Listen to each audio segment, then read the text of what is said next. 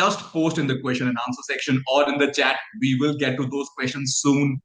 The reason why we do these sessions is to have the one-on-one so that you guys can ask questions and even we learn from that.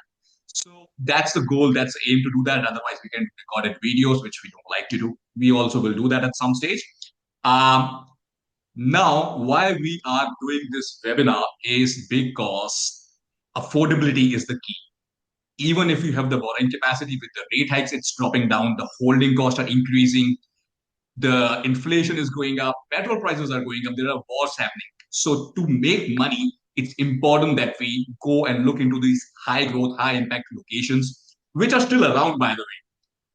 And it's not that if you just look into these locations, you can just put a filter of 550,000 on real estate and still get all these locations. But you need to filter through those. You need to know what to avoid. That's why we are gonna do this webinar here today. In case you don't know us, my name is Rahul Rangwani. I am from FinMatters. I'm a mortgage broker. And with me, we have the expert on the topic, Ashish Malhotra from Auswide Buyers Agency, who runs a very nice buyers agency, and he's a very good buyers agent himself. So we will just be doing this session now. We have a few hundred people already here.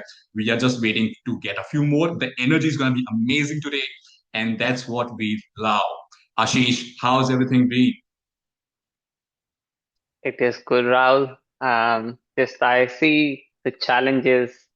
Not everyone has $1 million budget, and that's where different um, innovative assets and other lucrative markets come in. I've seen some commercial which is not part of today's presentation, but overall it's been amazing. The point is the overwhelm in the market. Everyone um, thinks they're expert after buying 2 or 3 properties. The point is you listen to those who have achieved what you're looking to achieve. Um, Well said. Now, Otherwise, because there's as a you lot of also noise on mentioned, the the borrowing market. capacity is a big factor. What I see that even you have the borrowing capacity for let's say 700-800,000 left, later down the line you need to pull out equity. So if you utilize all of it today and buy a property worth 700-800,000, there is a room to draw out equity. What is the point of the buying properties where you're making equity on that, but you can't use it because you have used all your borrowing capacity? That's where these suburbs come into the picture, where you can buy for 550, put a 10% deposit, get a loan of 490, 500,000, and then still have the borrowing capacity of 100, 200,000, which you can later down the line utilize. So, without further ado, Ashish, what do you think? Should we get started on this now? Absolutely. I think we Bring are it four on. minutes. Well, we are 4 minutes over. Let me just quickly share my screen and we start. Yeah. Until you do that, I'll remind the newcomers who have joined just now to post the question as soon as you have in mind. If we are talking and you have the question, we will try to cover them in by one, and it's going to be in the order of the questions that are posted. If we fail to answer any questions, we will cover up everything in the email later down the line. And then, yeah, let's get started, Ashish. Yep, I'm just setting my screen up and then I'll share the screen as well. Awesome. I think I'm ready. Just allow a moment.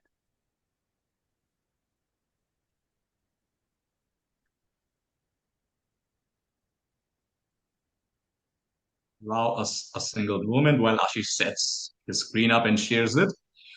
In the meantime, if you can please click on the raise hand option and so that we can see that you are here and not just your note takers.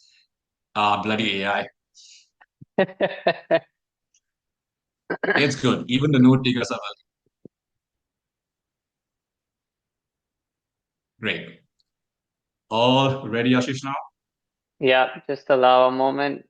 Yes. Raise the hand so we can see everyone.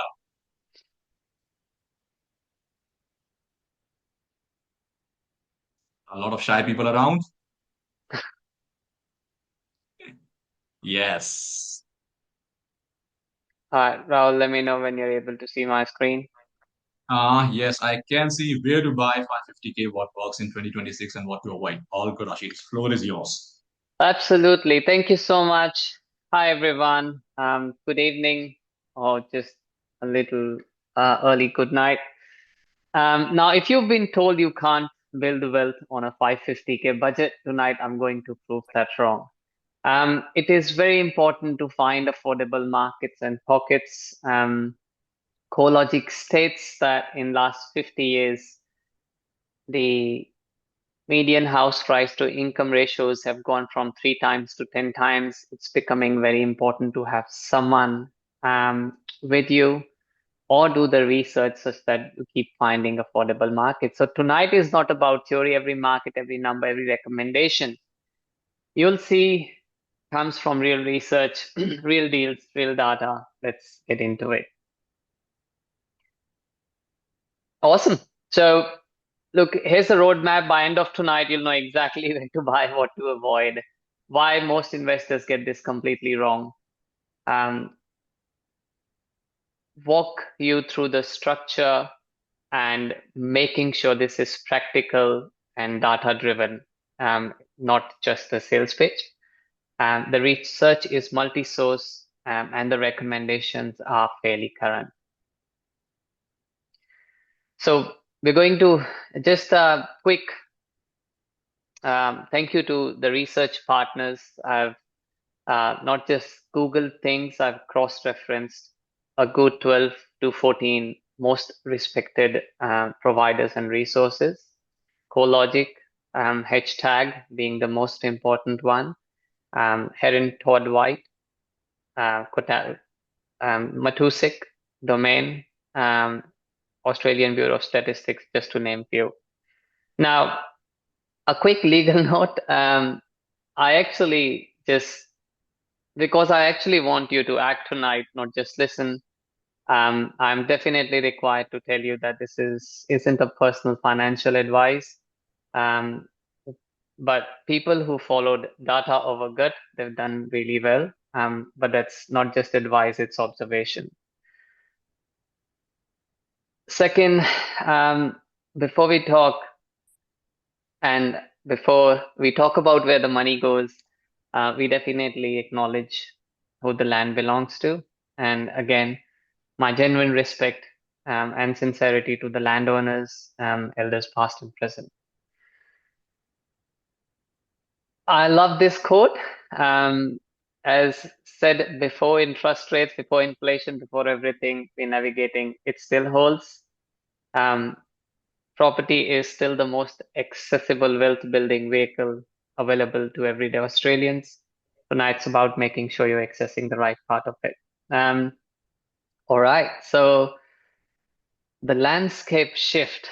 In 1980, a house costed about 3 times your annual income. Today, it's 10 times. We've covered this a lot. It's not a property problem, it's a weight problem. People who bought 10 years ago are not smarter than you, they just started early. And as they say, the best time was to buy yesterday, the second best time is today. They also say that whoever has taken a decision on property today, someone who saw today and will take a decision tomorrow has already missed. Um, Coming to the median price points, you can see every market, it's touching almost $1 million.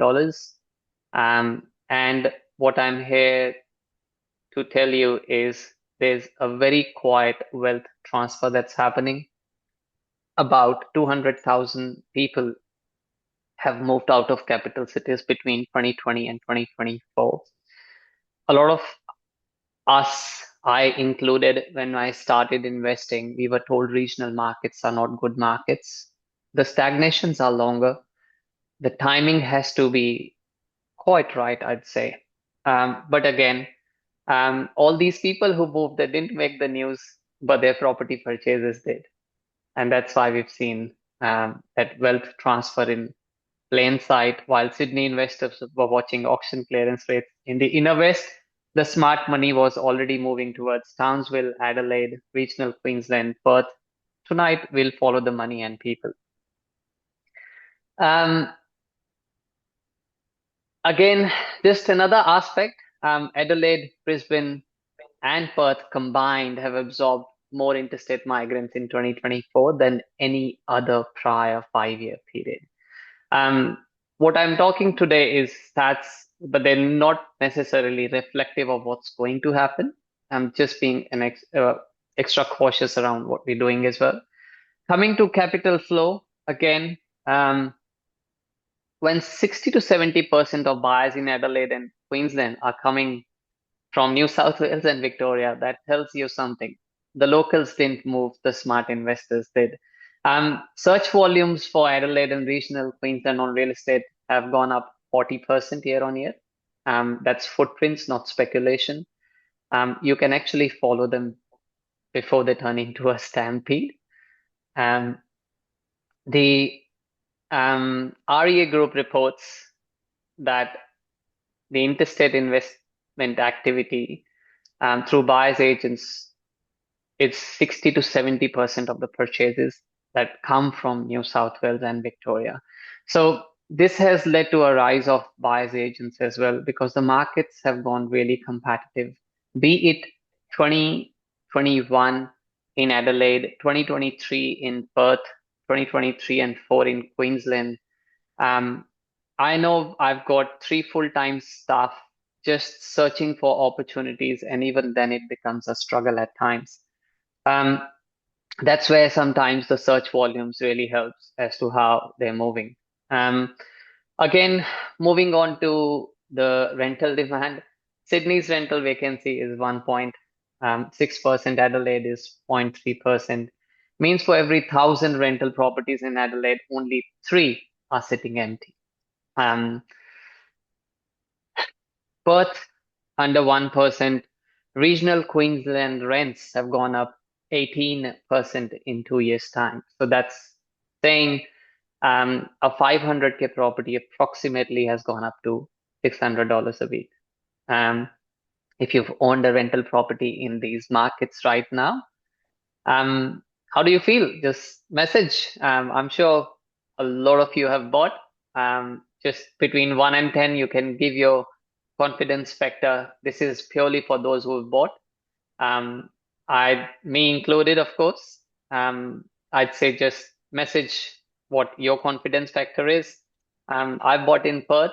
I definitely have got good growth, and that's fairly how the investors have felt in last about 5-6 years.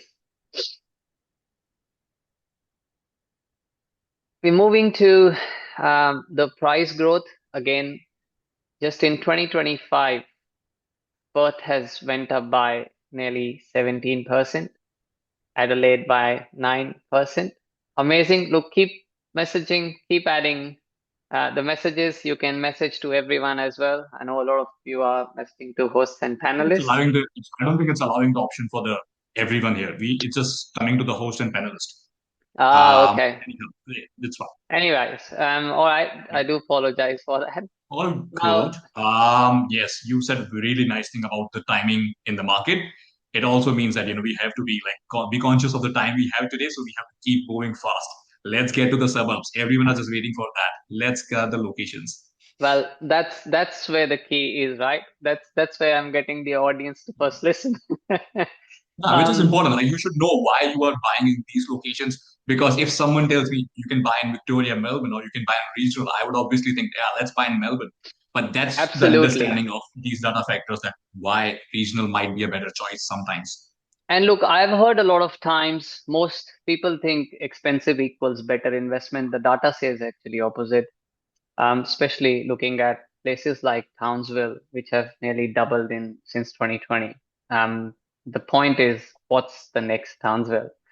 Um, and I've also heard that people say, prior to 2020 was a different market. Anyways, we'll cover that as well. The infrastructure pipelines, the governments don't lie with the infrastructure, spend $31 billion on the inland rail project. We're talking 17 billion on the cross river rail project. And that's where the money goes. The property prices follow because there's jobs created while the infrastructure is being built, and then the jobs created after it has been built. So both things matter equally. Um, Infrastructure is the most reliable indicator in property: roads, rail, hospital, universities. Wherever these land population follows, wherever population follows, property grows. Again, it's just ideal to follow pipelines. At some places like Sydney, for example, you see infrastructure-led growth as well. Um, so there's few projects that I've listed already in different pockets and markets. Some of these have formed the reasons of our purchases as well. Um, a lot of people say we'd like to or love to follow data, and that's where it gets confusing. Everyone has got their own point of view, and that's where the pattern recognition comes in. Looking at the data sources, I've just picked two data sources. One is Heron Todd White, second is hashtag higher than average growth. Um, it gets confusing, except for one market. There's no market where the point of view matches. Now, this is where the confusion comes in. And look, I have prepared something to go through. This taken a bit of time to go through the markets. Now, this is just New South Wales, and this is the growth. When it's negative, it's the negative growth. And when it's slowing down, it's actually the growth slowing down. This is not the median price. As you can see, Sydney and Melbourne are pretty much in line, right? Now, this is also last 15 years. I've actually collated last 30 years worth of data across all markets, both in terms of annual growth and the median price. Now, as you can see, this is 30 years. We saw 2000 boom, and then we saw 2013, 14 boom. Mm-hmm. This is where the median drops as well. Now, this is just to give you an indication how different markets are growing. Now, while the median's making a difference here, Melbourne is pretty much following Sydney at any given point in time, both in terms of growth and in terms of median, which means whenever Sydney is growing, Melbourne has grown. A good example of how my mentor once said history always repeats itself.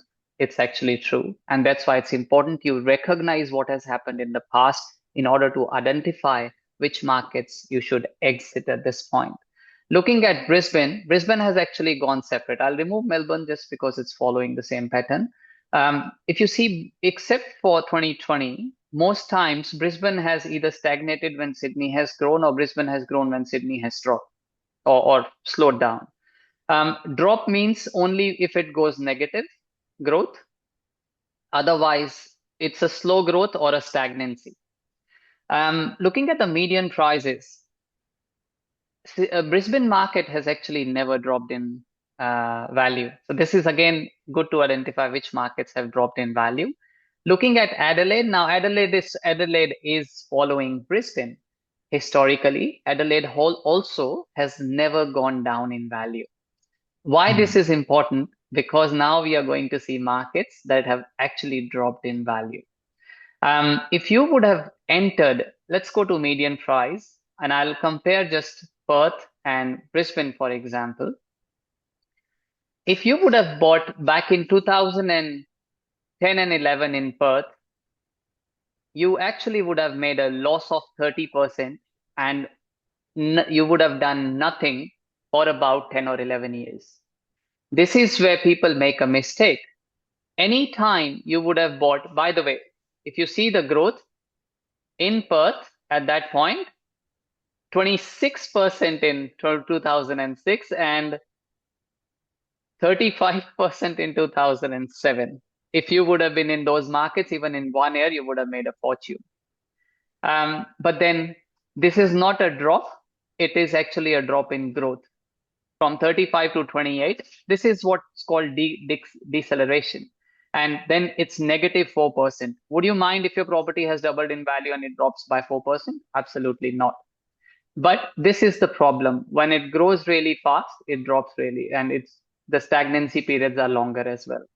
This Hmm. is what we need to avoid, and this is what's It's very happening in the interesting. market at this point. Yeah. Hmm. So we may see another growth horizon, a short growth horizon, but it may drop in value as well. Coming to Darwin and Hobart, again, it's important to see that Darwin has actually gone negative also.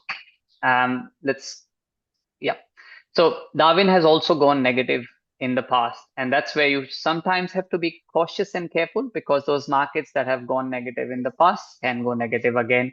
Hobart, again, very similar. When you look at median prices, Hobart has actually dropped in last few years, which actually forms a good market, because if you would have seen Hobart itself, um, it actually went up really well from 2007 to pretty much up till 2021. Hobart then, to my understanding, actually followed Melbourne to some extent. Melbourne has started to go up now. Um, and Hobart in last 1 year has actually given positive returns. It's just identifying those markets and also understanding how the supply is in that market. Now, this is something that it took me about 2 hours to collate and prepare this, thanks to AI again. But then again, I'll skip this. I think we've discussed on this enough. The point was to help you understand how the markets traverse at different points in time.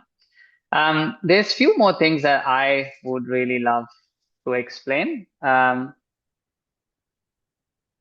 Just allow a moment.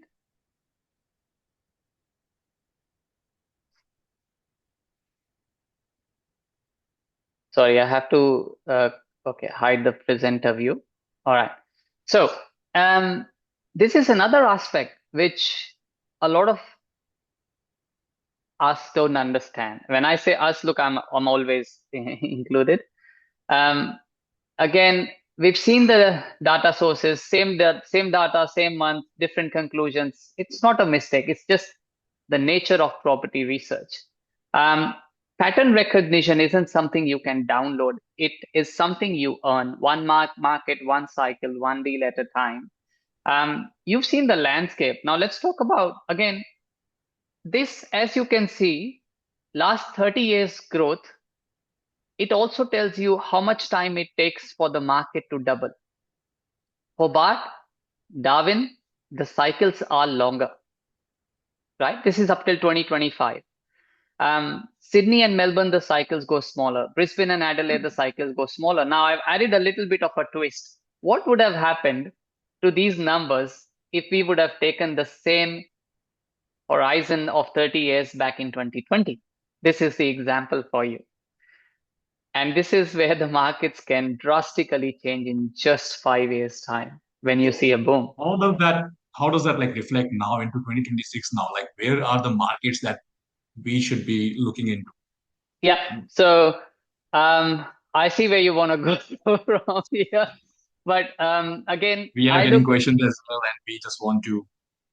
I'm already seeing a amazing. few questions coming in, so we need to just wrap it up a Understood. little bit faster. And Look, I'm just going to speak for the people here. Let's once just get the suburbs.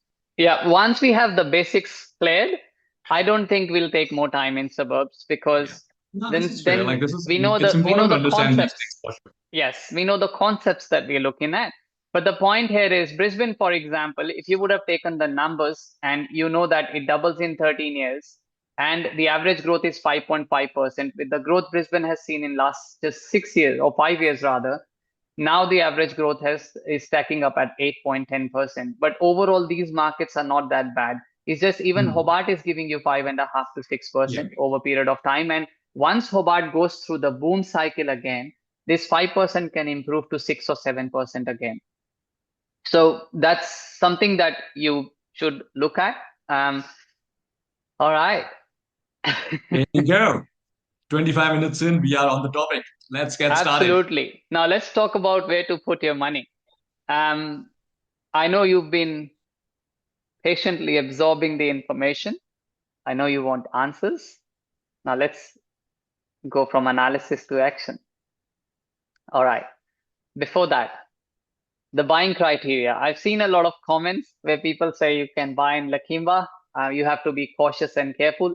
Absolutely, we have to be. Cheap is not a strategy. Cheap with purpose. So when you say That's a Lakemba, you mean strategy. the apartments and the units? Yes. So we're Yes. going to cover that as well. Yeah, More we have a question importantly, about that as what well. to avoid. But yeah, let's just yeah. Yeah. I Look, got this every question from market recommendation tonight past certain buying criteria filter. It isn't a list of cheap suburbs. It's a suburbs where, cheap meets some sort of fundamentals. Like I have buyers buying at, like I've got tradies buying at 350 or 400K properties. Sometimes we have to let go of certain fundamentals, but I'm very clear when I work with them that we have to let go. At this point, we're buying a 350K property. I'll give you explanation where we are buying and why. Um, all right, confidence. This is the most important aspect when you look at numbers and look at data because you will have areas giving you all rock solid numbers. However, they'll only have one or two sales in a year. So for me, I'll open up markets where I can see 10 or 15 sales in a year. I've seen that in Lockyer Valley in Queensland, where in 2023 we started buying properties around 420. Right now they're sitting at 800 pop. I bought a commercial site there where we are expecting a rental of $650,000 a year. Anyways, coming to growth, long term, medium term, and short term, the risk, a low risk, a medium risk, high risk. We also look at equity play between 2 and 5 years because a lot of people want to take the money out and go to the next one. We look at spots, generally four types. Cold spots, I'll not even cover it. Warm, hot, and then transitioning from warm to hot. And yes, now you can pick that, but not from DSR. Um, Affordability is another factor. Supply, very important. Hold periods, and then price and growth sensitivity. Growth is from population and from a value perspective, and price sensitivity from 1, 3, 5, and 10-year changes. All right, so I'll move on to the first market. Now, Victoria. yes. Look, it's a contrarian play of the decade, and most people are still sleeping on it. I'm telling you, most markets in last 2 to 3 years or 1 to 3 years have given 10 to 30% already. Horsham, Traralgon, Shepparton, Mildura, they're not glamorous names, but then the glamorous names don't generate 7% passive yield. Latrobe Valley alone has three of the best sub 500K purchases.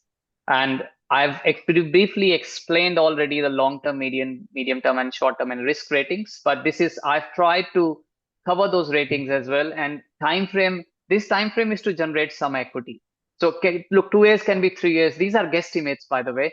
But why long-term? Because these are long-term plays. Horsham gives you 6% yield. It has grown in value. That Latrobe Valley is my favorite. We've bought properties around 550 to 600 there that have grown by a good 10-15% already in last 1 year. Shepparton, I know some buyers, big buying agencies, they've been buying since last 3 years almost now. I'm very careful where I'm buying around Shepparton, but then you've got Benalla is another town I haven't covered there, but that's coming as a warm spot transitioning to a hot spot because I think there's an outflow from Shepparton at this point in Benalla. Mildura and Redcliffe.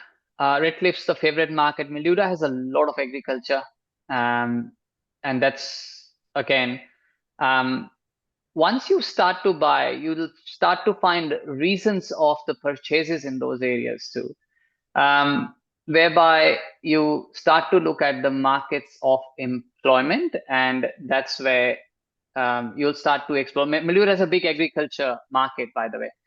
The yields of rock solid in last 3-4 years. Mildura has given a very decent growth, but now the focus is shifting to the nearby towns. So, anyways, Craigieburn, it's hot favorite, and a lot of people have bought there. And look, I can tell you from our own purchases, what happened was when we started targeting this market back around end of 2024, we were able to negotiate $15,000 to $30,000 on the purchases. And then this market has gone up by a good 8 to 10%. I have a premium relationship banker from CBA, might be on the, I think, registered as well. We bought his property for 630. It's valued at 720 already, and that's a valuation that has come for him. And he's a banker himself. So, coming to where I've written you You have now. going for these locations now, like Horsham and Craigieburn? Are they still a buy? Are they still under 550 for houses, or is it units? Look, if you see you, I've just marked as units. I feel Okay. there's the only thing now that you can afford there is a unit. I Hmm. still see a lot of people shy away from units and those smaller two-bedroom units. I bought those in Adelaide for clients. This is back in 2021 when people were coming with a budget of 180 to 250. Um, and when I started buying in Adelaide, those 220K units right next to the city are now sitting at 440 to 450K. The rentals have gone up. They have also doubled. They're Hmm. older units, they're small villas. The strata is very low, 600 to 800 a year. That's nothing. So Yeah. I think we miss out on what we are buying and why we are buying. So again, okay. By the way, Latrobe region I was talking, hospital, government offices, insurance sectors. There's a TAFE. It's a retail hub. Traralgon has a big hospital. I've had some doctors buy there. I bought a block of units for $700,000, returning $56,000 rent, Hmm. 8% gross. So people are spending money. Shepperton is a food processing, again, dairy, agriculture, health, hospital, and education. There's a university there as well. Mildura is again agriculture, famous for grapes, almonds. It's a 1 billion plus industry, base hospital. And in some of these areas, you also have RAF bases, your Royal Australian Air Force bases. Hmm. Coming to Wodonga, again a good market, but it's been growing for now almost 1 or 2 years. I don't think you've lost the boat there. Um, Equally, we were buying around Albury as well. Why? Because it's a border market. For people who wanted to diversify into New South Wales because of land tax, we were buying around Albury. Otherwise, we were jumping on Wodonga. Um, Again, put your questions, please. I know I'm Please taking get the time here. questions in as soon as you Yeah. think of something, because we will be covering most of them and it will be in the order of which one is posted first. We have some we have some questions already in, so please keep posting. Yes, Ashish, please go on. Yeah. So And Black, Ballarat, these are houses that are still available under 550 for yes, these. and Horsham and everything is still under 550. I know few people who have bought in Mildura, Shepparton, anything that they can buy nearby, not just one. They have bought multiple properties. They're like they are a crack addict. I don't know why, but and some of them are attending in that, and they would be kind of smirking when I mention this. But this is what I see with my clients as well. That they like after they buy in Shepparton, after that the nearby location of Tharugna will be. Sorry, just give me 1 second. Tharugna will be the next one, and whatever the nearby locations are, they will just jump to that. Is it Tharugna? No, wait. Sorry, Tatura and other bad locations nearby Shepparton. So I keep contracts, seeing contracts. That's what I see. That oh yeah, this is in Shepparton, similar postcode. Now these next locations which are close to that, they are there. That's where people start buying. yes, look, my hot favorite is Kolak at the moment. It's a hidden favorite. I've been buying there for now almost a year. We initially bought properties for 420, 430. They're renting for 450 to 480 a week. Yeah. Um, they're now priced at 510 to 540. Mm-hmm. There's some newer properties there as well. I actually saw some land and builds there as well. I deliberately call it land and build because I don't look at packages. But there's still some areas where, you know what, I'll give you an area where you can make $100,000 on a spend of 850. I've got 10 clients there already. But that I'll do 850 it or at the 550? very end. 850. That's a bigger budget, but you can make 100,000. It will Anyways, do a coming different back. webinar for that. That's just Wodonga, 550. yes. Wodonga, we've missed the boat. Bendigo, we've missed the boat. So only units. Ballarat and Colac, there's still options available. Colac's a very lifestyle and stable regional center. When you are coming back from Geelong and the Great Ocean Road, sorry, from Great Ocean Road towards Geelong or City, Colac becomes a major center. You know what? Colac has a very decent commercial as well. It is my hot favorite for commercial. Traralgon, Morwell, Warragul in that pocket. It's also my hot favorite for commercial, especially Warragul. We've bought a commercial property there as well, an office space for just $660,000, returning $39,000 in rent net. More Um, well and Ronaldo. Like, is that like properly developed, or is it like one more developed than the other? Because these you are know like, what? very small suburbs. So It's what is very developed. It has no space at all. And which there's a one? bad More story well as or well. Ronaldo? By the way, More there's a Morwell or backstory. Traralgon? Traralgon is the big spot there, like a major town. Mo and Morwell are on the way. By the way, I have a team member who bought in Morwell in 2021, and he engaged a buyer's agent who said, you know what, you should buy here because I'm also buying, and there's because of Commonwealth Games, it'll move up. So I think in the hindsight, of course, but we were exiting from Victoria in 2021. Um, it was a wrong move for few reasons. Number one, the market peaking out. Number two, it's a low socioeconomic market. Number three, the Commonwealth Games were never an approved project. So all the projects that I've listed today, they are not in the air. They are all approved. Government is putting money into it, and some have already started. So none of those projects is in the air, by the way. Now coming back, Mildura has grown by 19%, Wodonga 9.3% in last year. Traralgon has gone up by 9%, Mo and Morwell has gone up by 8% already. You're still not late to the boat. So I'm now getting clients who want to buy two or three pretty much in a succession. All right, I'll move from Victoria, by the way. Just Victoria has issues. Before you do, I also say that my expectation was that you will be doing 4 or 5 locations, and that will cover all of Australia. And I see 9 locations just in Victoria. That's quite impressive to see that. And that Look, also brings up I some questions. That also brings up some questions which are in the chat, which I would also like to raise. Someone has asked, if we come to you for BA services, Ashish, do you want to take that question? Uh, let's let's take just take this questions one at the now because very I end. think this kind of But makes sense. We need to yeah, ask these questions. I'm telling you, I'm genuinely sharing this. I believe in sharing. I want everyone to make money. You make money and then you invest in our development projects. Let me I read the feel question first because people are not able to read this question, so you know what they are like missing. And so the context is that there is someone who has asked anonymously that if we come to you for PS services, Ashish, hope these suburbs will not change because we want to see these suburbs as explained. For us to come to you is for your expertise in pre-market access and tie-ups. Hope we are clear. Very strict warning, very demanding, but let's just honor and respect that. And I want you to answer that: are you buying in this location, or is this just like something which has already been for you? every location that I've listed, I've either bought now or a year back, right? I might have moved from some locations, but I'm a very conservative Yeah. investor, and that reflects in our purchases. Perth, I exited the market mid 2025. Um, Adelaide, I exited the market mid 2024. The moment market gives 70, 80%, and the 30-year chart that I showed you, Adelaide never went up by 100% in last 35 years. So I'm scared, just being very honest, right? But so I exit the markets fairly early and I start to find opportunities. But yes, all these markets I've bought already for clients. They've made money also. Coming back, so look, Victoria has issues. Number one, people raise land tax. Land tax, the threshold has temporarily gone down from $300,000 to $50,000. That adds $975 into your kitty, which is nothing in a year. Second, the compliance checks on plumbing and gas, that adds about 1,000 to 1,500 in a year again. Third, the government is very landlord friendly. Oh, sorry, tenant friendly. And yes, they are. I honestly don't like their attitude. But look, it shouldn't deter a good investor to invest in a few opportunities. I bought seven at the peak of market, which was 2022, and I've now sold four out of that, and I bought two more in Victoria. So um, again, when you have to make money, you don't have to be worried about that. You just foresee certain things and then get into the markets while they're tight.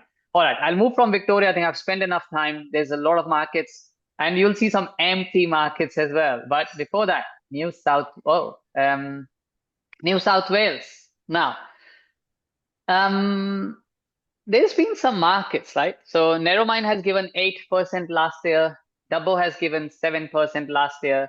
The Inland Rail project has a station coming up in Narromine that connects with Parks. I haven't mentioned Parks. Parks has a lot of commercial activity happening. It has also grown in last 1 year. I'm a little bit scared in buying in Parks. I do believe in Orange Dubbo because in Dubbo, inside the news, Batlas and Alams have acquired a lot of land there. I know because I did door knocking, and there's one big developer out there. I don't want to name them.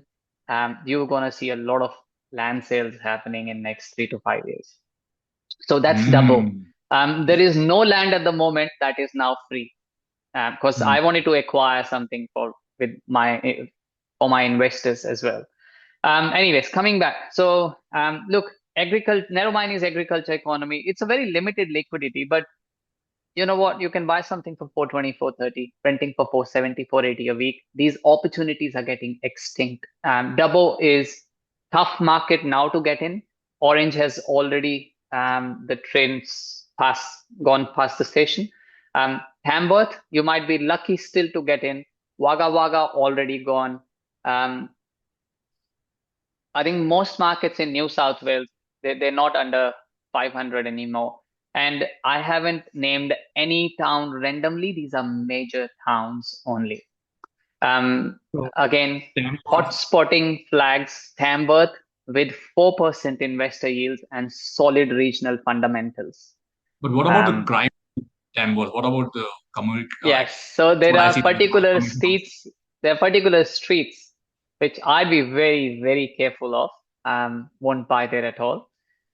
But look, bear in mind one thing. When you are knowingly buying in certain locations, knowing that they are rough, rough has no relationship to growth.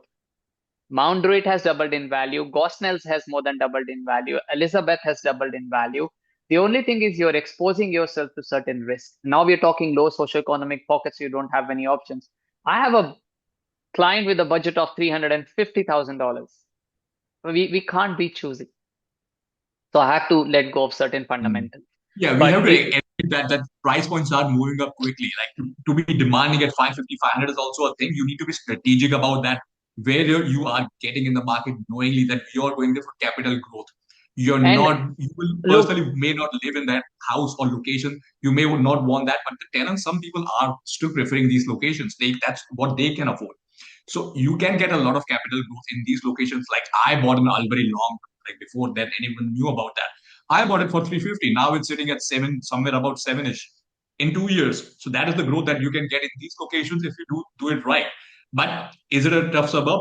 Are there longer vacancy periods? Yes, I'm not going to deny that. But the capital growth kind of in this case compensates that for me. And that's a strategy. That's what I got into that knowing. So we can't be too choosy in these houses. I do understand that. But then we can still be very selective in which streets to buy, which ones to avoid, and just do a little bit more research. Make the calls to real estate agents. Hey, where is the nearby community housing around this house where I'm buying? Is it immediate next door? Yes. Cross off the list. If maybe not, then maybe you can consider that. So my approach would be that going into that. look, Correct me if I'm wrong on this, Ashish. that's absolutely right. Paid access of Cotality these days lets you see the owner information next to your property, so you can see if it's a state housing commission owned home. Um, South Australia has a register that's maintained in local, I think, council or local housing commission area, which you can actually ask for to see where the local housing commission homes are. Look, there's two surprises here. One is Broken Hill. It's a, I used to think it's a pure yield play, but it's now growing. Broken Hill has actually gone up in value in last 1 year also. Um, I've added older units in smaller complexes. Look, if you still can't convince yourself to go regional, um, I like some areas and cheaper units. Like I like Maze Hill, smaller units, right next to Parramatta, but it's not oversupply. Now, I'm not the best judge here because I like it because I've stayed in the area. There is hardly any apartment market where you can get in a bit cheaper. Schofields I really liked because initially those two bedders were available for about 420 to 450. Right now everything's sitting at 650 to 670. I like Norwest when the off the plan apartments were there, but now it's oversupply because there's like 15, 20 story building everywhere. Um, People have made money there as well. They bought for 750 to 850 and now selling for 1.1 to 1.2 million. So not every market has been okay, double bay, neutral bay, those older apartments, especially 4 to 8, because people can knock them down or bought as a combined unit and actually build on top. So I like those pockets, but right now nothing's cheaper than 550 to 650 in those markets also.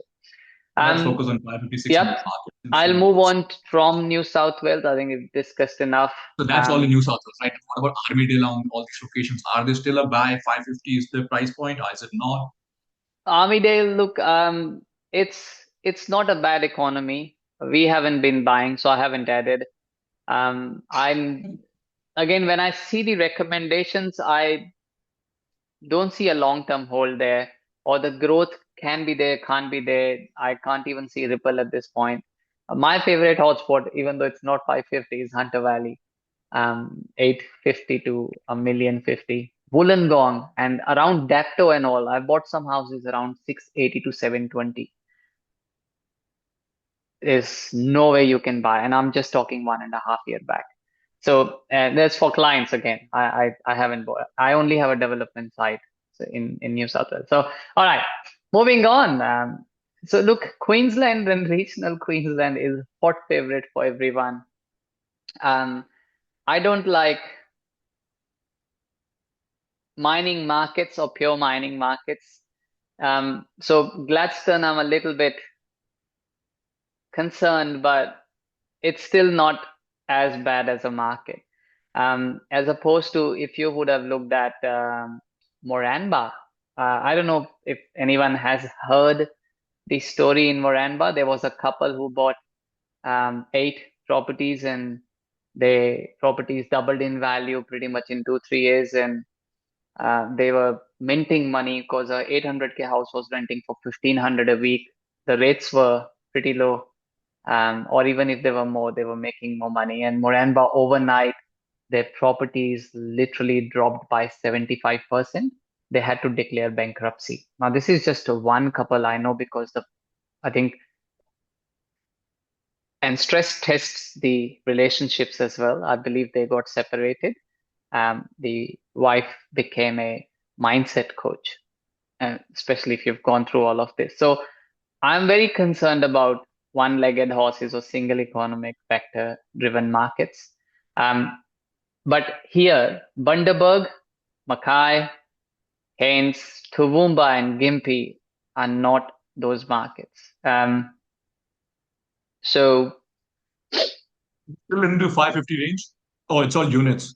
all units. Queensland is just very tough market, and all recommendations that have come in Queensland, um, it's just tough. I don't like mining markets at all. And Hmm. I won't buy in these areas even, and I won't recommend clients either. Look, it's better to be safe than sorry. I believe from others' perspective, we've already taken a lot of risk by getting into regional markets. But you know what? I suggest you go to regional markets. Bowral, which is like there's even a townhouse is 1.3, 1.4 million. I go for every year for a running festival to Mudgee. I People have bought 10 years back for 600-ish, 300-ish, 400-ish. Right now, those properties are 800 to $1 million. Hmm. There's nothing cheap. So, all right, I'll move on from Queensland. Yeah, before you go, I'll Unfortunately, just also remind everyone to just start posting questions. We have a few, like a lot of questions here. So please rush in with your questions. If you think of any question while you're listening, just post it straight away because we'll be covering in the end. And we will start from the top. So if you have any questions, please post straight away. all right, Western Australia, again, nothing available. It's very tough. Look, what you can target is some units, those two-bedder, three-bedder units. But Western Australia and Queensland, to my understanding, majority of the markets, and hashtag actually says 94% of the markets at this point in Western Australia and Queensland, they've just grown substantially. You should be careful where you put your money. I know a lot of buyers agents are still buying there. As I've said, I'm very cautious investor. I'd rather be safe than sorry. I believe it's time to exit in these locations. We've started asking our clients if they are looking to free up cash, pay off the loans on their owner occupier properties. This is the time.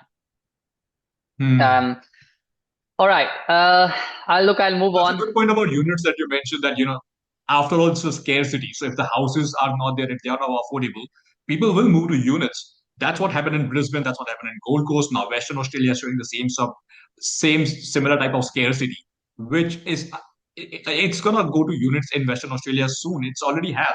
We already see people buying units in Western Australia because that's what they can afford, and owner occupiers are also buying these things.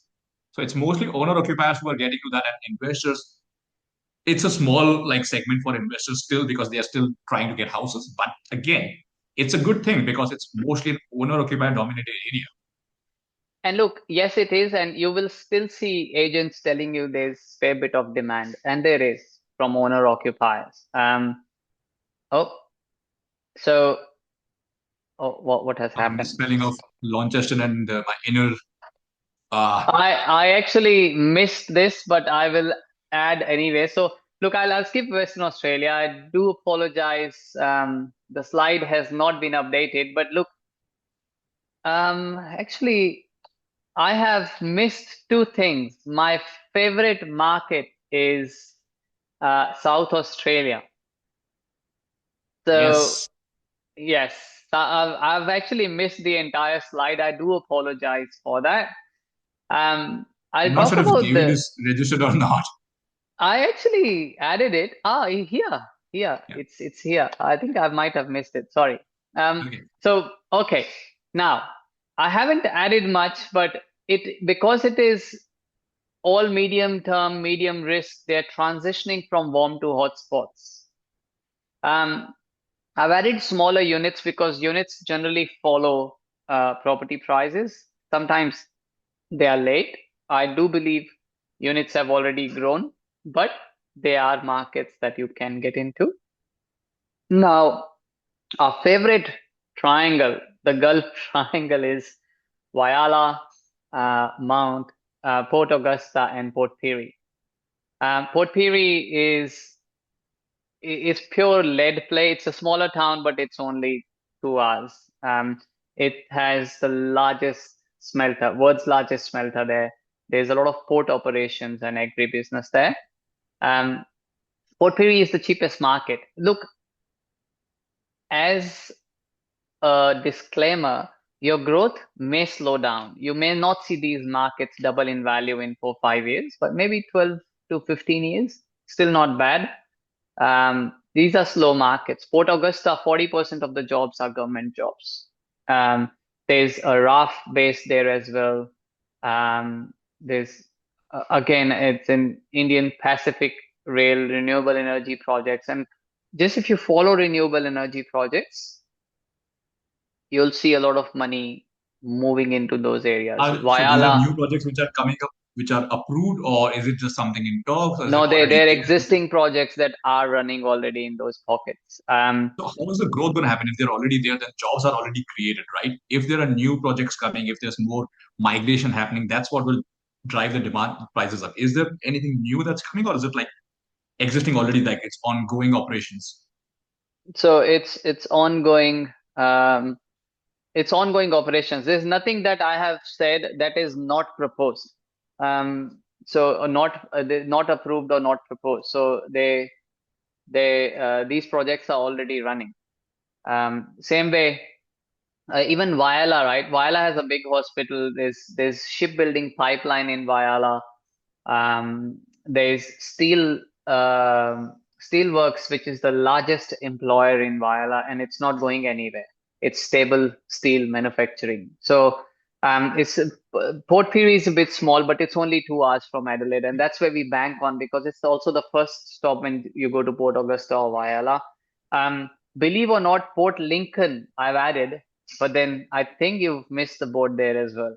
Port Lincoln is the biggest seafood capital, agriculture, and tourism. While Port Lincoln is like in the middle of nowhere, it's way farther than Adelaide, but it's costlier also. There are a lot of apartments in these pockets as well. But again, some of the areas, apartments become a tourism play, but nothing else. Okay. Mount Okay. Gambier again is a look. I think it's gone very costly. I know a developer who has 18 years worth of projects, and one of the biggest project is in Mount Gambier. A lot of um, our community people have done subdivisions in Mount Gambier. It's a good market, but believe we've missed the boat in Mount Gambier.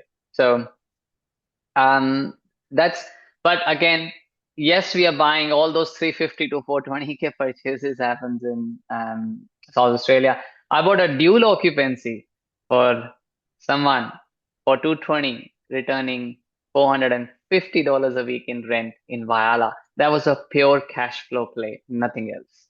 Hmm. I told the client we're just purely chasing cash flow. It's a good I'm cash flow play, talking but then again, about Mayala's on the growth now. If you see, even look at the last 12 months, I think it's gone up, what, 10, 12%, I think. spot on. It has grown well, and Port Pirie also is on the verge of growth. That market has not moved, I think 30-40% in last 13 years. I believe that ripple is now just leading Port Pirie to move.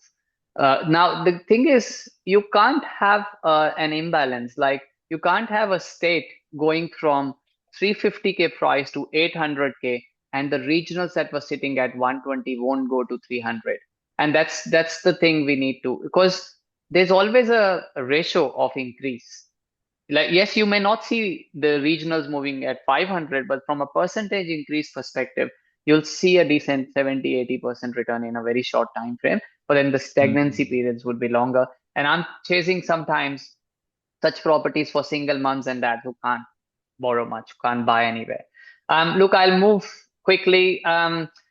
Tasmania, Hobart, and Launceston. You get in now. The market is so tight. There are multiple offers on the property. They've put a clause of even buyers agents need to have a license there, so they've made it tough to buy there. And still, the buyers agents are buying left, right, and center. We are missing out on opportunities there. If you can buy something, don't worry about anything within 35 to 50 minutes of from Hobart. Launceston, major tourism destinations, buy now. It's hard. It's 5% yields. Sometimes you can even look at dual occupancies.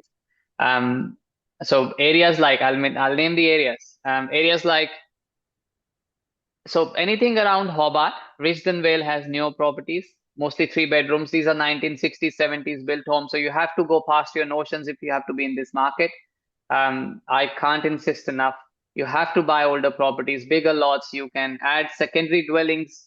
Um, and the market has already moved 10% in last 1 year. So anything around Hobart, Norfolk Island is another hidden spot. Launceston, Burnie, Devonport, Georgetown, Latrobe, you get in now, it's becoming Perth in 2021. Sorry, Adelaide in 2021, Perth in 2022, and that's how it's becoming. I do apologize, I haven't written any numbers here, but I'm Yeah. now trying to find out more markets, but then we're struggling already in certain pockets. So yes, it's my hot favorite location. Even we've deviated our attention from Melbourne into Hobart in Tasmania. It's a very small market, though. I will just go a little bit rogue. I know you may be still buying there, or maybe you're not disclosing all the locations, but I'm seeing locations people buying in Latrobe where for similar price points, 550, 600, 600-ish, around that. In Tasmania, not in Victoria, the Latrobe in those suburbs. You Yeah, might yeah. be, uh, yeah, saving it for your clients, or maybe just,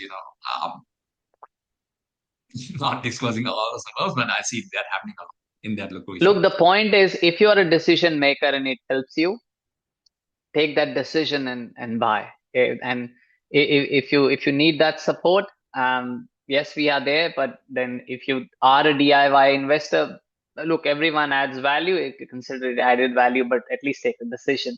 And I think that's So what counts. It's before going the to be a decision, struggle. I was getting clients back in 2021, 2, 3, 4, just because people were priced out of those markets. You wait for 6 to 8 months, you'll be priced out of Tasmania, any location. that is why, like, when you look at these locations, it's faster to save the deposit for a 550, 500 price point, or maybe equity that you have. You don't have to wait longer. The longer you wait, that by the time that market has moved 40, 50,000. So this is the key why you should buy in these locations where this price point is. Because I just think in terms of finance, I don't like you guys are there to find a capital growth, rental yield, XYZ. But in terms of finance, that's where I see people missing out. That I want to buy 7, 800,000, but I need 15, 20,000 to save more to get to that price point. By the time that suburb has gone up to 50, 100,000. So what's the point of this? So you just keep chasing your own tail, and this is like gets you in the market straight away. as Look, long as you're careful where to buy. yeah, I'll say I love saying that. So Tasmania is the tortoise of Australian property. It's slow, it's steady, it's quietly building wealth for those who are paying attention. Did you cover all the suburbs of Tasmania in this? I have pretty much, yes. Okay. It's yeah, just Hobart is already getting pretty costly. Yeah. The Before we Spirit get to of the Tasmania questions, Terminal, Bell Bay Industrial Port, the UTAS campus there. It is a lot to Tasmania than what we see from here. All right. hmm. Uh, Um, let's move but on. What just one second, to I'll just some please? people who just joined. What I'm gonna do, I'm gonna make it interesting for the people who are already there and the new ones as well. What I want you to do, just go to the states, the four ones, and I want you to pick your favorite from those suburbs that you mentioned and your least favorite, so that we know like what's going on. I'm gonna be a little cheeky here and then see where exactly is the good stuff in this list. So, is that okay with you, Ashish?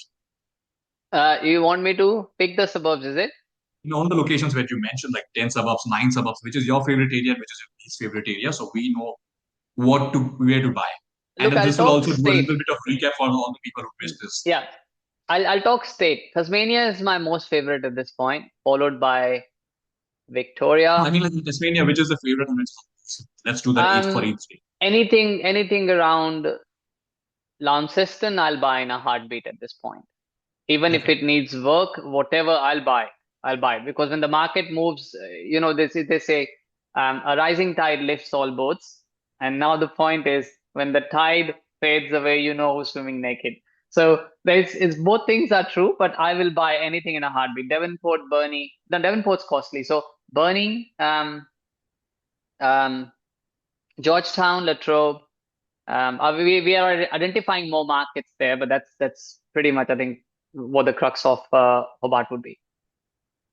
Okay. Now, if you want to do this, or we can just move to the next part, which is like what to avoid now, because we also want to make Yes. sure that people don't buy in the wrong locations or the mistakes that they can make. Look, I don't think apartments are going anywhere, and that's where I'd like to be very, very cautious and careful. A cheap price tag on the wrong property is not a bargain. It's a longer way to lose money. So you have to be very careful. And these apartments are not going anywhere. You can buy it. Look, if a, a lower income family, no other option, a single mom, 350, no, not no longer 350, but 450 to 480. Even North Parramatta, there were few apartments. I like those apartments, right? Smaller complexes, you buy it, but then don't buy expecting that they will grow because you don't want to buy in regional markets. I don't think they're going anywhere. Melbourne CBD apartments, they're a pure yield play, but then in last 15 years that I've been looking at, those have actually gone up by hardly 20-30%. Most people have built their portfolios in 5 to 7 years. Off the plan apartments, the biggest mistake.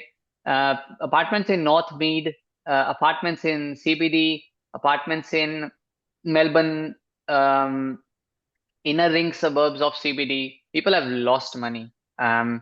So high rises, too much stock unless you're buying penthouses.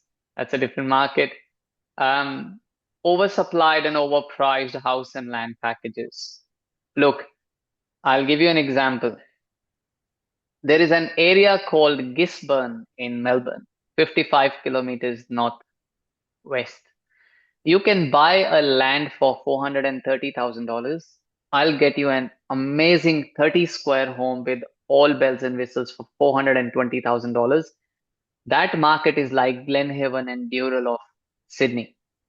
So 850, you're all done. The market valuation of that property is 960 to 975. You've made 110 to $120,000 today. I'm not speculating. And the rental is 750-ish a week.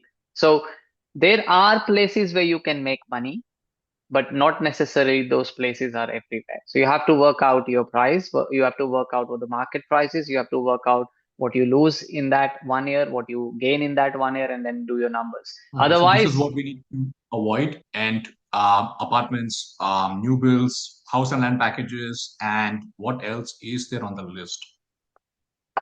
look, these days it's not on the list, but commercial properties. I bought a warehouse for $350,000 in Seven Hills. There is a warehouse currently listed in what was the location? I think Penrith, somewhere around Penrith. It's 6.3% net yield. You can buy it for 450, $60,000, maybe a bit less. But there are those options available. These days, what's happening is that 30 to 70 square meter warehouses are actually gaining traction because people want to park their boats, toys, vintage cars. Plumbers and tradies want to park or put their stuff there. So those small unit style warehouses are taking a lot of traction at this point. So, but be careful, look at the demand before looking at something like that. Otherwise, those properties can be 350 to 500-ish, much better than actually going with residential. But you need bigger deposits, you need bigger risk appetite. You have to be careful with that. So yeah, just that's to avoid. That's one to avoid. The second to avoid would be, as I've said, the pure mining towns and one-legged economies. Again, these can be the yield plays depending upon where you are in the journey, and these will also grow in value. But these are pure mining economies. A huge mining economy can help you. Port Hedland, people are buying left, right, and center. It has grown in value. Geraldton, it has a little bit more to it, but that's why Geraldton was otherwise in units. And Kalgoorlie, 9% yields. Again, if it's a yield play, you can go ahead and buy. Mount Isa, I've had people who bought block of units there. They don't grow. The cash flow is okay. If you're sitting on heaps of cash, you're chasing cash flow, not bad markets. If you're chasing growth, you're in very early phases of your journey. I'd say you be careful. Um, yeah, just when a town has one mine and one employer, the yield is danger money. It's not income. You're basically gambling. Um, all right, I'm done with the what to avoid as well. Um, I'd love to present a case study. The pictures are from somewhere else, but I've been working with a client since 2018, and buying a home in the Ponds for 865, currently valued at 1.7. Then buying a property in Victoria for 510. It's Victor after even after the downturn, the property has grown by 40% in last 6 years. It's not enough, I understand, but then the downturn's gone already. And this is 55 kilometers from Victoria. The rental is 610 a week. Um, Second one in SA, this was bought in El Dinka Beach, fairly newish property, 515. He's selling and he's got a valuation of 870 to 880. I've been a bit conservative. Then I Hmm. bought in Townsville for him, a dual occupancy. So I go to regionals to chase yields, right? So, and the property is now worth 800. It has not only just doubled in value, but it's now giving 830 a week in rent because of its duplex. And finally, now we've bought one property in Victoria again for 642. It's settled last month. We bought it really well off market divorce sale. It's already gone up by about 40,000. This is in Bendigo. So again, I'm revealing locations as well, but this was bought in SMSF. So that's pretty much it. I think I'm ready to take questions.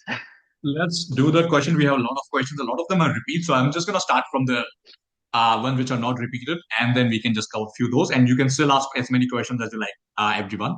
So the Yeah. first one, thank you for your webinar today. My two questions are: please be clear of the state suburbs, which we did. Second one, talk about the real estate industry going to the post this world turmoil, especially people with two properties only. So I think it's a like two-parted question, like what's going to happen with the world, which again, there are like Professor Jiang is the one who can answer that question better than us. But with the people with two properties only, what is going to happen for that? I mean, you still have two properties. If you can buy more, I mean, obviously you should be looking into that. A lot of things are happening. Capital gains tax discount might be discounted. That discount might be reduced. Negative gearing might also be changing. So there is a little window where you can still capitalize and buy properties. But if you are not able, that's not the end of the world. You are still like the real estate market has always boomed within like some small exceptions. But in Australia, I don't think we have had these issues at all. We are very far from the world turmoil. So in this location, we are very lucky to be in this country. which sometimes we forget. But again, this is, I think, my answer to that question, that you'll still be fine. If you're not able to buy, that's fine. You still have two, which are going to keep growing at the rate of 7 to 8%, which is the national average. And then you're still going to get rental incomes from them. But that's my two bits on this, Ashish. What do you think? Look, this is why I covered the growth chart. So the growth may slow down. Some markets may drop, but the worst drops we've seen were around 5 to 7% for only 1 or 2 years in last 15, 30-year horizon. Um, the point here is let's take a contrarian view. Negative gearing is abolished or limited to two properties, but it's grandfathered as well, right? So people who are holding already four or five, they will get the gearing, or if not gearing, sorry, the grandfathered was CGT. So Like, we are not sure. Maybe negative getting will be the same. Maybe they will restrict to two properties for new developments. I'm yeah, not sure so what's going to happen. the It's all point is, speculative. yeah, absolutely. So we are unsure what's going to happen, but even for two properties, I reckon it's fine. People are already chasing yields and cash flow positive properties. So there are options. We have now changed our strategies as well, where we're not getting too many negative properties for clients, especially if it goes beyond two. Now with world turmoil, look, I'm not sure how the war ends, what will happen. Australia is somewhat a secluded economy, so I won't take a too bright outlook there. But with just two properties, Normally, I don't people think you will, should be like, if worried. we just say that nothing is going to happen, it's going to be fine. It's going to be like be like a salesy, like we are trying to sell properties, which we don't. That is honestly our view, that these things might not change as much as you think. We thought COVID might stop people like from buying properties. What we saw was phenomenal growth since then, and this was an opportunity. That's what I look it as. Yeah, so I think that this is the other point. A lot of clients are now approaching me seeing an opportunity in the market, right? Because, and also like we discussed, markets like Tasmania, they're not slowing down. So if the market hasn't seen any growth in last 3 years, why would you feel that market has further downside? When I bought in Victoria in October 2024, I was telling my clients the markets may fall by 5%. You should be prepared. But the markets actually, that was the bottom of the market. And by the time the stats are out, it's generally 6 to 12 months late. Anyway, so let's move on to the next question. Now, from Victoria, you mentioned there's another few versions of this question. What about Melbourne? Melbourne's units, 550. Where to buy around Melbourne for 550? What do you think about that? Is it recommended? And that should also cover the questions about Tani, because we have like six different questions about Tani at different locations. So let's get into that, Ashish. What do you think? I All right, Melbourne recommended. Look, I've already covered. I believe in Melbourne. I've seen the growth for at least last 12, 15 years. I've closely tracked markets for 30 years. I definitely feel it's a good market, and it's been a strong performer as well. The thing is, you have to be careful with oversupplied locations, right? So Melbourne recommended's done.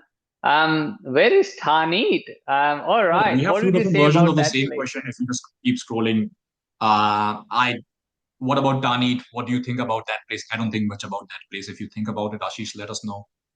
Look, Tani, Melton, what's happening there? yeah, I've never bought in Thaneed. Honestly, my personal point of view, I'll leave that aside.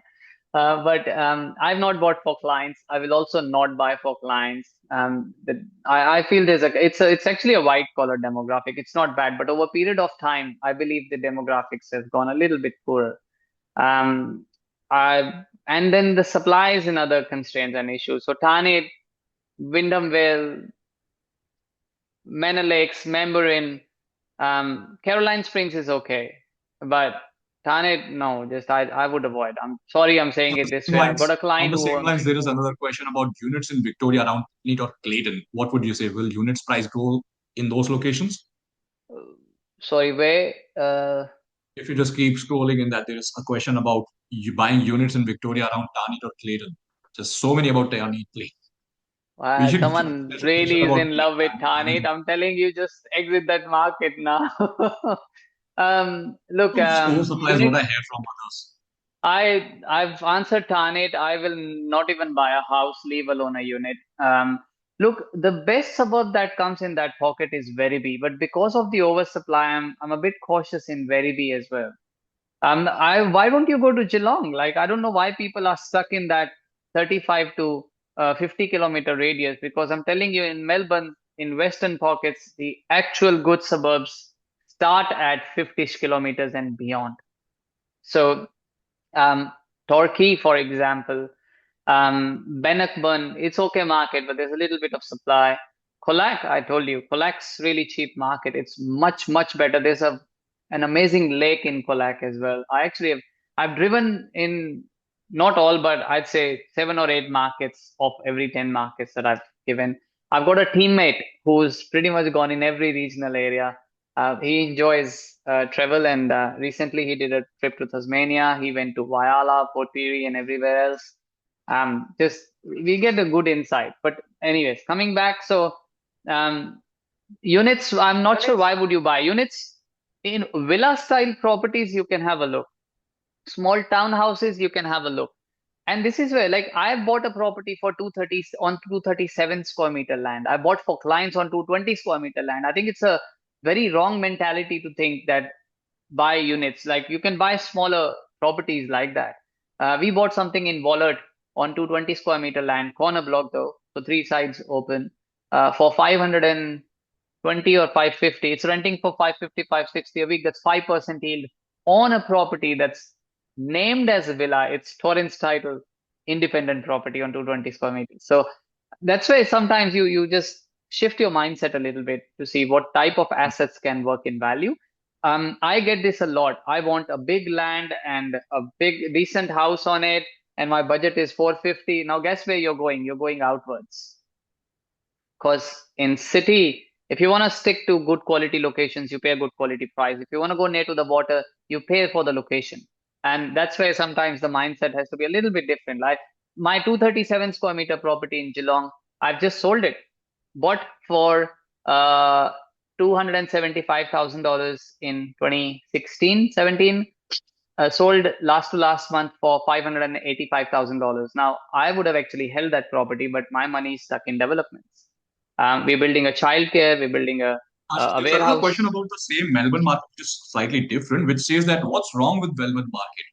And I don't know where to start with, but would you be able to answer these questions? Like what's wrong with Melbourne market? Not these specific locations, but in general, like when you initially mentioned it's not landlord friendly, land tax, blah, blah, blah. Can you just like briefly answer that again? Because I think it's quite important to discuss that.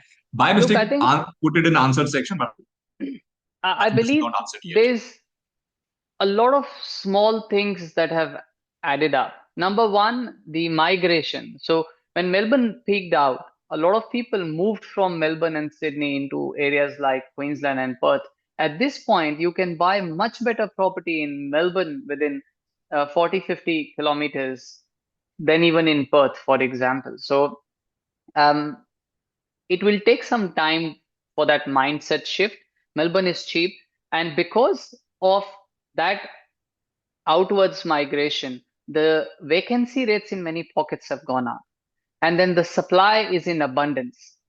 So it and what happens at the peak of every cycle is people start to move outwards because they see more value in other areas, and at the bottom of the cycle, people start to see value in those states.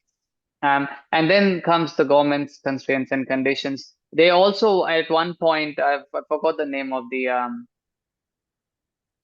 guy who was managing, but he also said the government is under administration or something, and they didn't have money.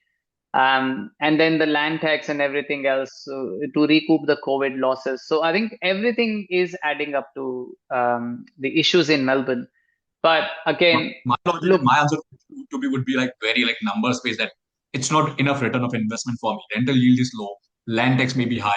There are so many issues with it. Like if the tenant doesn't go, despite we know that it's very like crime rate is a little bit going up in Melbourne. So if we get a bad tenant, it can cost you a lot because the rules are totally against the landlords. We get is so much in favor of the tenants over there that if you get one bad tenant, you are screwed for a long time. Your cash flow is affected in that. So purely numbers wise, it doesn't make sense for me. I can get similar property in a different, like let's say Adelaide, it's a capital market, lesser and lower than at lower price point than Melbourne, much safer, similar capital growth or higher capital, way higher capital growth in my opinion, and very decent rental yields. So why would I buy in Melbourne if there are better options available? Why buy in Melbourne if there are better regional options available with better rental yields? True. I agree. And just as an example, we bought a unit, and this was Perth was just growing, and we picked Bunbury as a location because of the way it was growing. I bought a unit, a small three complex strata. Strata was $400 a year. We bought it for I think 380, 370 under super, in super of a colleague, ex-colleague. That property is today 680, and that 400 strata is a year is nothing. So someone asked as well, like, what about strata rates for the location where unit buying is recommended in Yeah. different states?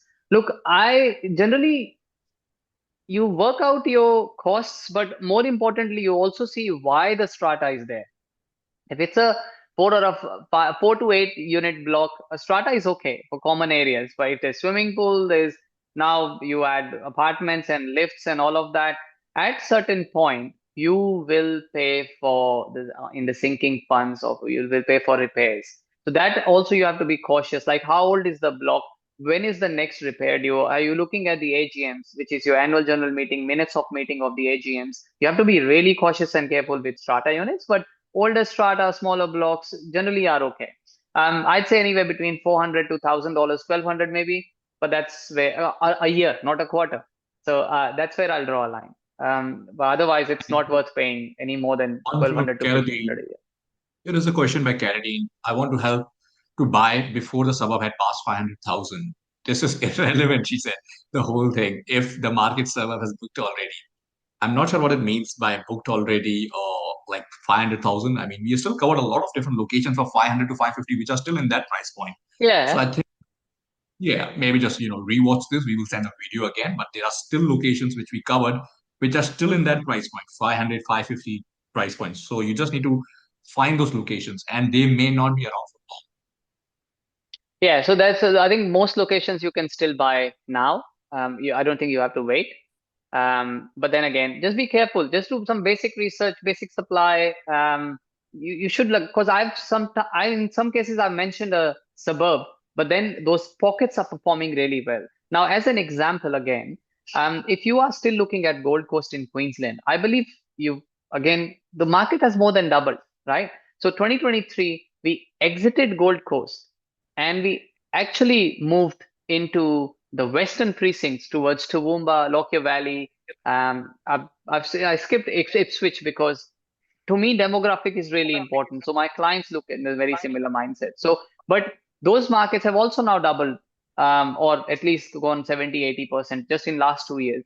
So yeah. how about we then look at which markets have not grown and then start to look at those markets again? And that's what counts. Like when you're in the market, you look at everything holistically. So, all His right. next question is, do you know anything about invariant In softwares? I haven't looked at that either, but I can give some stats. Let's pick that up in Yeah. maybe 5 minutes. I can look at some Let's just stats. do a quick one because we have like 30, 40 different questions and more are more coming in. We All will right. just So let's say then my as battery we is also currently dying. focused on entry point strategy, it's equally important to define an exit strategy. If you engage BA services from Ashish, would you also be open to working with us on developing the exit strategy? Look, exit strategy is developed. You can't develop an exit strategy initially. There is a strategy, a blueprint in mind, but then things can change over a period of time. Like my clients, they've been buying properties thinking that, we are holding for 10 or 15 years, but now it's been 8 years. And to sell those property actually makes sense. We bought a property in Baldivis for a client for 565.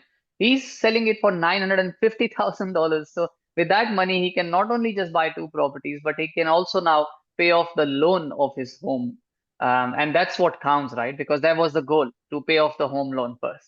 And then the property in Adelaide also bought for around 420 has grown to about 800 something. So there's money in both properties, but then it's better to hold one and then sell the other one. And which one to sell? Yes, I've been constantly in touch. We can have a strategy again and again every year. That's what I do for clients. But then it's better to listen to someone who knows. So have that one person working with you, either your buyer's agent or someone who knows the property and they are in the market all the time. Otherwise, there's a point of view from everyone, and that's what confuses people. Um, Yeah, like define your awesome. goals. I would say that, what's your goal? You want to die early, you want financial freedom, you want to pay off your mortgage. What is the first goal? What's first? And then just go from there and just do the reverse calculation for that. If you need 200,000 as an annual salary when you retire, if that's your goal, just work out what the amount of properties you need, what's your net worth, which you will have, which you can just, or how many properties you need to get the rental income. So just, yeah, work out that end goal and then go from there. Yep, absolutely. Now, Dax asks on an average, what percentage can we expect state-wise and then overall, one on unit buying and then the house buying? That's a good question, Dax. There's generally a percentage in a suburb for units versus houses. But how many units are being bought versus how many houses are being bought? Honestly, I haven't looked at that, but eventually what happens is you can pick as the unit buying is happening or picking up in a suburb, those stats are available.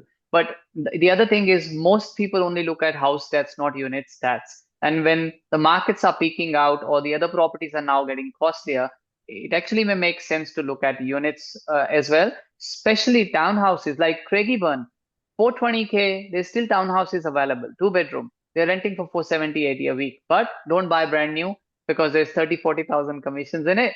In order to recoup those costs, it'll take you a good 1 or 2 years. 1 year, 3 year, 5 year, 10 year. What percentage growth you follow? Oh, so 1 year should be 10% or less generally, or 10% or more. And that's what tells you that the market is now growing. 3 years, it should be 30, 40%, but less than 50, which means there's still room to move the market. 5 years, if it's 50 to 70%, that tells you the market has moved. It's time for me to come out. The 10-year growth can be clubbed with 1 and 3 year horizon. Let's say, for example, in Melbourne, the 10-year growth is 94%. The 3 year growth is negative. The 1 year growth is about 9%. To me, that market has started to move, right? So that you have to, every stat has to be looked in conjunction.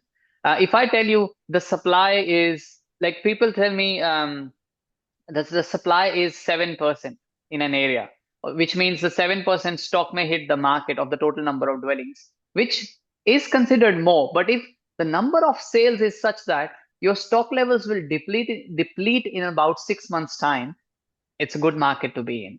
So the stats are never seen in exclusivity, they're seen in conjunction with some other numbers also. So to your point. But no, good question.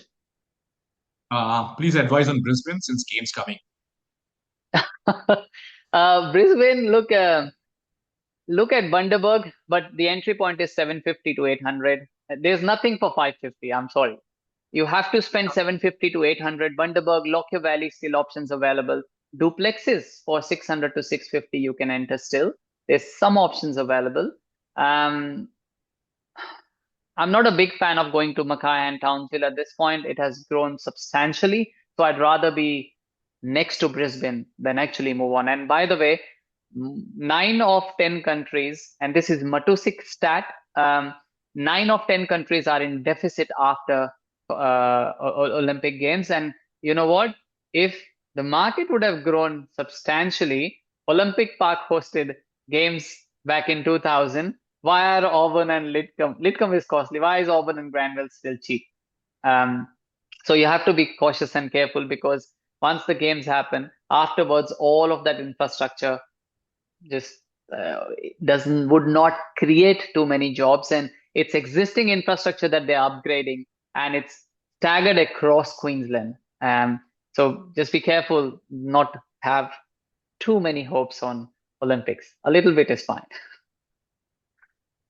Now, I wish to know, is it good to buy a unit in Sydney or buy a house in Melbourne? So very like you need to have give more specifics about where, what price point, and that's when I think it will be a better answer because Sydney some units may outperform Melbourne's houses. In general, houses would be better, I would say. If we have to generalize, then yes, house in Melbourne. But then again, if it's an investment, why can't we look at Tasmania? Like good markets again. But if we have, it has to be Melbourne. It has to be Melbourne. I bought in Melbourne. in September last year for 625. It's valued at 680 already. It's also in second property in my SMS. Which part Viola SA would be in high growth? Nouri, Stewart, Barson, Jenkins, Playford. I think everything is good. I think Viola Playford, Viola Jenkins is what I like. By the way, those suburbs are very interesting. They prefix with Viola. Viola Playford, Viola Jenkins, Viola Nouri, Viola Stewart. Viola, Nouri, Viola, Jenkins. Yeah. So Jenkins and Playford, have a look at that. Anything around the train yard, just be careful. But just once one market is moving, the other markets will move. There won't be a substantial difference between two pockets right next to each other. Impact to market with any future interest rates and policy changes affecting real estate market. Your take on it? It's everything is going to be speculation. There is no one who can exactly tell you what's going to happen, but the shortage is the main thing. Like right now, shortage is what's driving the market, and that's not going anywhere. Immigration is what's driving the economy, and the people are coming in, so they are going to need houses. These policy changes, it's just going to make that instead of like 100,000 capital growth after CGT, you might be making 95,000, 90,000. So it's just a little bit less money you are making, but you're still making money. So people are gonna keep buying these properties, and I don't think anything is gonna change. I do keep a track of all the markers, like what's happened with the delinquency rate, what's happening with these things, and unless there are specific markers of immigration going down, you are fine. There is nothing, no change I foresee in the market for the next 2, 3, 5 years at least. Yeah, I think you've picked the crux, identifying the right markets to invest, and you just can't go wrong. Since 2020, there's been a positive outlook and there's been a negative outlook on the market. I've had clients who are sitting since 2021, 2022, because they've always been looking at the negative outlook. And since then, I've been buying a property every year. I've just been looking at the tighter markets every time, and people have made money through that. So there's also an article that I wrote around 2 years back where interest rates and property prices has some relevance, but not an entire relevance. And that's where, I would have loved to then add an interest rate chart with the chart that I've shown, because some of the markets are performing irrespective of how interest rates are. And that's where the affordability comes The in. questions that keep coming in. My battery is dying. I might need to bring the charger. Ashish, can you take the next 2 or 3? I'll just bring my charger in.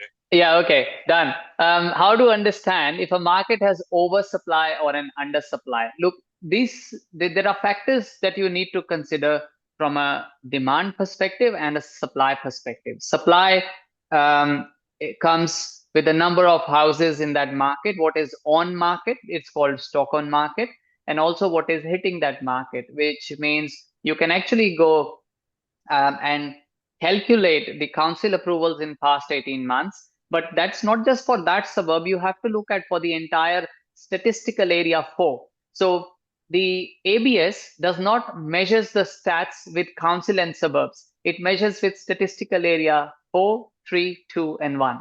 So it has to be measured in statistical area 4, which let's say somewhat comparable to council, right? And that's what tells you about the supply.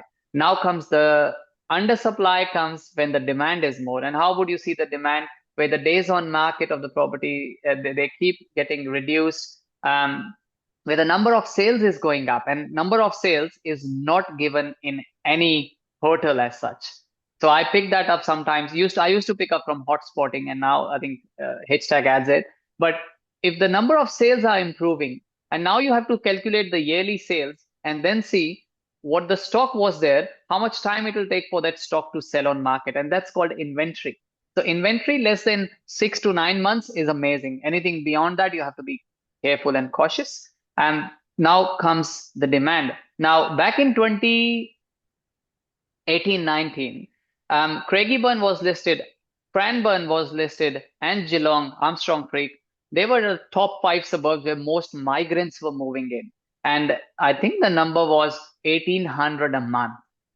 So when you see that sort of movement, and then comes Craigieburn at this point it's a huge suburb, I think 13,000 something dwellings. But the supply is always low. There's no infill land. Sorry, there's no greenfield land there. There's no estate. It's all fully developed. But then the vacancy rates are high because there's a lot of investors in there as well. However, that market is good. When you go one suburb out, there are people giving scores of 7 or 8 to Craigieburn and 2 to the next door suburb. There are risks that you have to onboard in the next door suburb where there's a little bit of supply and more vacancy rates. But it will never happen that this suburb doubles in value and this suburb stays there. If worst, it'll grow by 70-80% if the fundamentals are correct. So that's I like to call a spillover, which happens from Ponds to Schofields, which happens from Craigieburn's now full, so it'll happen to Mickleham, but Mickleham is a little bit risky suburb. So you see the budget and risk appetite. But so look, it's a lot. What I can suggest is look at hashtag, look at DSR, look at um, uh, Matusik, and understand these stats. Because if you are just following your gut, you rather gamble the money, not invest. So, all right, it's done. I'll move on to the next one. Townsville property continue to hold. Look, it depends. What I would look at is how many properties you hold, what sort of rental it's getting you, what sort of growth have you got, how much debt you are holding, and what is your 5, 10, and 15-year goal. Um, and if the answer comes that you don't mind if the market stagnates for a little while, then yes, hold it. But if the answer comes that you are onboarded a little bit, or your exposure to risk now is more, debt levels are more, you hold multiple properties, and that's where you can take a call to sell it and then move the money into other properties. And that's sometimes where we are so much stuck that we'd like to hold the property because of whatever reasons. Sometimes it doesn't go well. So just don't put anything too hard. It's an investment at the end of the day, and if it gives you peace to pay off your home loan first, do that. Moving to the next one, why not Broadmeadows? I've seen some good deals under 650. So by the way, we were talking 550. Broadmeadows is an okay market. It's actually a good market, with an exception of some demographic aspects here and there. But if otherwise, it's a good market to be in, but not at 550 anymore. Move on to the next one from Professor Goat. So with this possible change in CGT and negative gearing, do you also think people will hold for longer to use equity to buy rather sell? So I definitely think people are going to hold. But look, if I've made $300,000 and I have to give the government back 120 out of it, and I can make better use of my money, I would do it. Now, with the CGT going less, I believe there was a reason why people never bought a property in a company name. And actually, company lets you claim a lot of things, but it doesn't let you claim the CGT. Now, if the CGT is abolished or coming to that 33%, No right, which finance advice. means, sorry, That's just no finance advice. That's a disclaimer. absolutely. Disclaimer to everyone. I Not to think you. people will go with different structures now, right? So it may actually work out in benefit of a lot of people. I'm doing developments. If I'm making $1 million, would I mind paying back the government for 50 or whatever? But there are ways I can further safeguard on tax. So again, there's no tax advice, but I reckon there's way more. And then, okay, who will get, who will see a loss? As I've said, there's a huge wealth transfer happening at this point. There's the highest number of baby boomers that are about to retire. Where would that wealth go? It'll come back to their kids, right? Why are we doing what we're doing? Of course, we want to safeguard our interests, but we do for kids. 9 times of 10, I'll hear, it's for my kids, right? So now think, all these taxes and everything. If you give a $2 million property and the government decides to that the for that transfer someone needs to pay stamp duty and the taxes, do you think that liability someone can afford if they're not keeping up with the income? No. That's where income becomes sometimes very important. Also, So to answer the question about should you hold longer, are people going to do that? Look, there are multiple speculations. One of them is that um, it will be indexed. Like if your inflation is going up, that will also affect the capital growth, which means you will be paying less. Like even the discount is, let's say, reduced to 33%. So if you do the calculations actually and see that annual growth is 7% of property each year, you will see that the longer you hold, the less CGT you pay after selling. So this can be a big factor in that, but depends on the numbers. And after 15 years is when you start seeing some difference. Like after 15 years, you see that maybe 10, 11, 15,000 if your property has doubled up, depending again on the purchase price. But I'm going by a figure of 1 million, and if it double up by to 2 mils and you held for 15 years, so it went up to 2 by 3. If you do the proper calculations by 7% annual growth each year, you will see that if the indexation came to the picture, you may not see that big of a difference. But still, the longer you hold, that's when you'll start seeing a little bit of difference. And these are actual calculations which I've done, not just pulling out of my ass. It's just like I was sat through, did the calculation and see like, oh yeah, this is when the actual changes happen. But to your answer, probably holding longer would be the play. But if you can sell it, pay a little bit more, and then make more money else somewhere else, it's business. It's all about numbers. It's all about where you get the most money. It's not about one that fits all, one strategy that fits all in this. I think there's something else happening in the background as well. There's a lot of social housing companies now acquiring land. There's billions of funding that's getting approved every second year. I reckon there's something to do with it, but again, I won't go into controversy Hmm. theories. But Yeah. reducing the investors actually impacts. Look, I'm a rent investor, right? So I'm renting someone else's property. If they don't see value in holding these properties, like where would we find the rentals? Deterring the landlords or the rent investors, I reckon will eventually just bite back. Because in most markets, we only see 30% or less investors, mostly, generally. By the way, thanks to everyone who is still staying. Nobody has left. Maybe like a few people have left, but everyone is still there now. Let's just cover up the next question. Awesome. Yeah. So land sizes in broad meadows are decent, which can be subdivided for secondary dwelling. Yes, I won't go into development, but don't hold the land for the sake of holding for 10 or 15 years. You're much better off buying smaller dwellings and just making the best out of it. If you're doing development like we do, make 20-30% from day one, do the development, move out within 1 or 2 years, your cash on cash return improves to 70 to 80%. And that is a teaser. If someone wants to make that 75-80%, come talk to me. We've got an investment in next 2.5 years. You're walking away $800,000 on $1 million invested. Anyways, moving on. Um, Important question. And it should relate to everyone. What is your BA fees and special fees offer for tonight's attendees? Yeah, All right, Ashish. look, I After giving all the suburbs for free, what else can you give? exactly. So, look, I do apologize. I haven't given a thought around it. I don't discount my fee either. Someone asks out of respect, I will definitely consider. If someone is interested, they come back, mention this webinar, and I can consider a So small let's do discount. something. If you can, Ashish, let's just do something for the people who have just registered, and then we can send a discount code or I something. will. Okay, yeah, I will send an email, Rahul. I think that's the best thing to do. Yeah, because a lot of like people have spent time for this. They have taken 2 hours, 3 hours of their lives. People from the Facebook group, your groups, everywhere, like they have come. So let's just give them a little bit of All right, I uh respect that. So good question, and I'll make sure I offer a small discount. thank you, Definitely. Ashish. So My Shruti services are asks, also there for free, by the way. If anyone wants a mortgage broker, just a heads up, I do it for free. good on you. 100% offer. Uh, Yes. All right. Shruti asked, with regard to buying a unit in Sydney or a house in Melbourne, first house is what I'm asking about. First house, one needs to move into the area in order to claim the grants and all.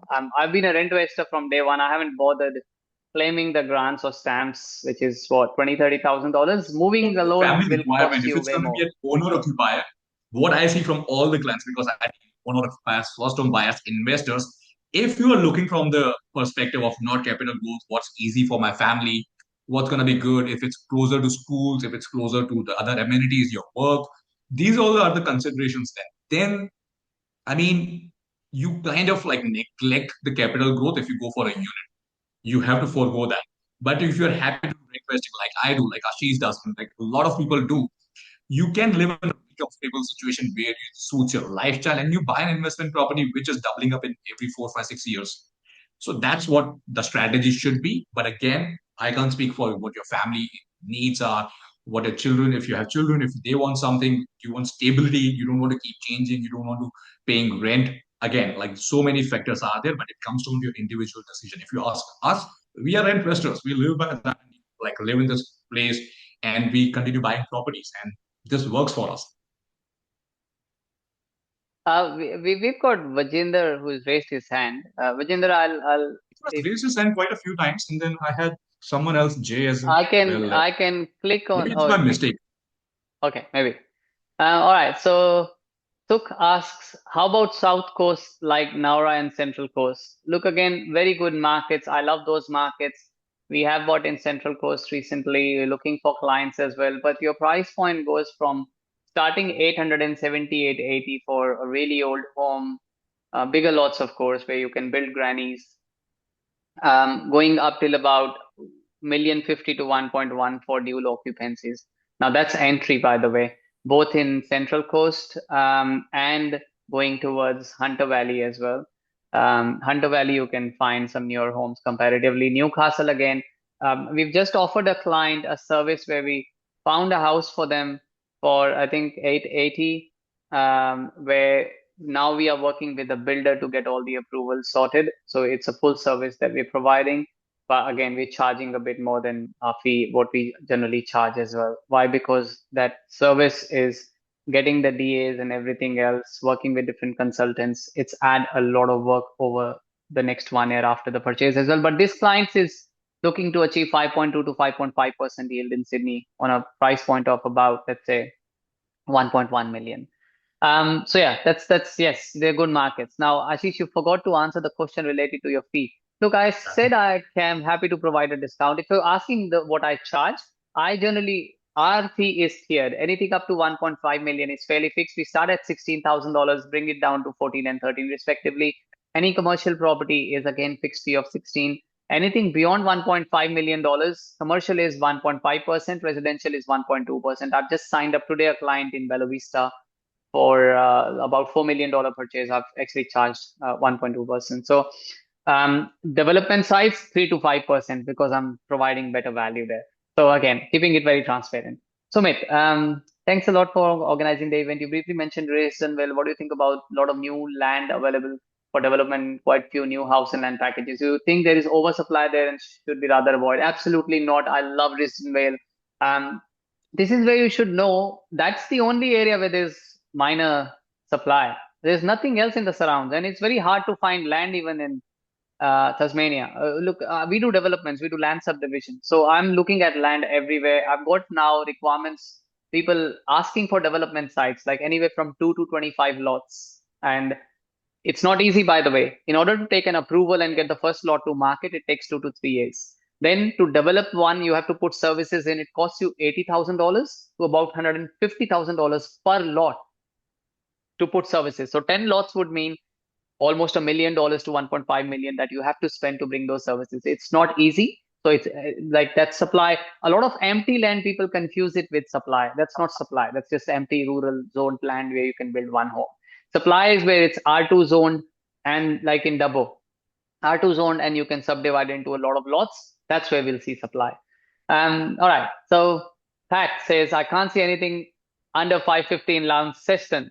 No, you'll see in Georgetown, Latrobe, you'll see in Burnie, Devonport, and you need to open up more markets. Pat, if it would have been so easy, everyone would have been doing it. All right. So, I'm Rahul, you planning want to take the next one? first investment property Viswa has said in SMSF. Viswa, we did a proper webinar on SMSF, what sort of properties to buy, what to avoid, everything. It was a masterclass on SMSF. You should check that out. It's just on the FinMatters channel as well. I think on Auswide's channel, YouTube channel as well.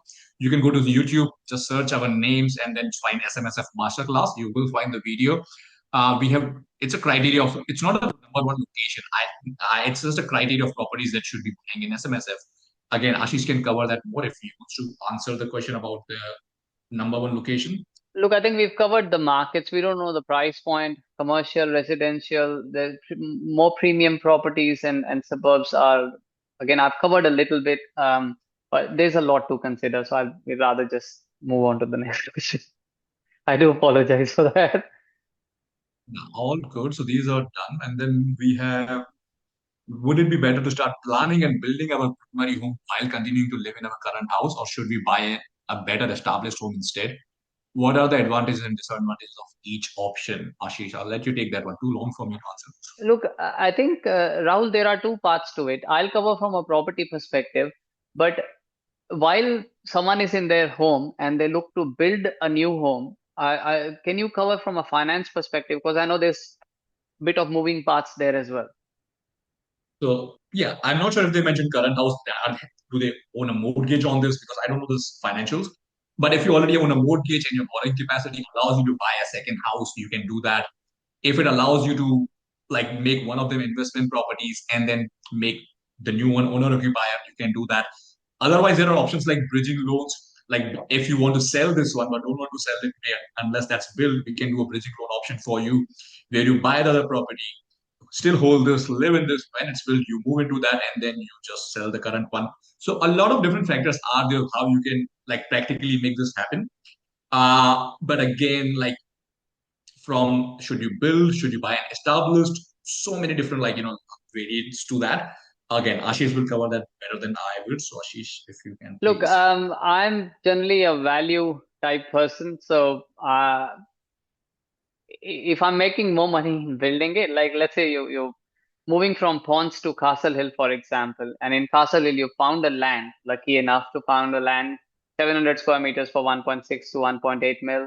You build a house for $1 million. The market valuation will be about 3.2 to 3.6 million. So you made a decent $600,000 to $1 million. Building makes more sense. I have a dream. I'll build a home, but I'm going to subdivide a huge site, bring a lot of investors in who want to buy a home. We can make 30% just from day one, just by doing that. So if not, and if you're too busy, you're a C-level executive, you're making 350 or $300,000, family income is 350 to 500K. It's not worth your time, right? Because now you're busy doing something and you at a role where you can't afford to take time out or spend that time with the builders, doing the stuff, getting sourcing all the items. In that case, just go and buy an established home. And there's a lot to consider, as Rahul has said, but I am in the industry. I look at value any given day. If you can afford and make that value out of it, well and good. If not, buy an established home. There's something called a bridging loan. I think while you're building or buying, you get a year to sell that and move on, and move into the new home. If you're, Um, it should be like owner occupied. If you're building a house, it's like you get custom build, you can make it as your family is. These are the benefits. The disadvantages would be if the build price goes up, like you there could be variations on that, you could be short of that. The build can be delayed. You don't know what's happening, like how delayed this construction can be. And you need a healthy buffer because despite what the builder has given you the contract for, I still see like 7 to 8% more that after the variations that come into the picture after that. Especially like you go to build a Metricon, doesn't matter who the big name is, they all do this. And I see this every day. So if you have a buffer and you want to build a custom home and it suits your family, go for that if you have if you have the funds to complete as well. Next one for you, Ashish. Spelling. yes, This Spalding is part of Geraldton, so we've covered Geraldton already. Look, the market has grown a fair bit. Just in last 1 year, it has grown 25%. Um, from stats perspective, it does stacks up still, but I would just be worried that I'm buying it at the peak of market. The three-year growth has been 100%. The 10-year growth has been 118%. So most of the growth it has seen in 3 years alone. Anything beyond 50, I'd be very careful, but it's already 100%. So I would avoid that. And there was another suburb called Inverell in New South Wales. Um, I'm actually looking where the market is. I do apologize. I've Let's heard the cover the name. last question along with Innervale, and I'll just address everyone. Like, thank you for staying till the end. I really appreciate that. A few hundred of you who registered, attended, and still stay till the end. The energy is like, I can still see the number of people here.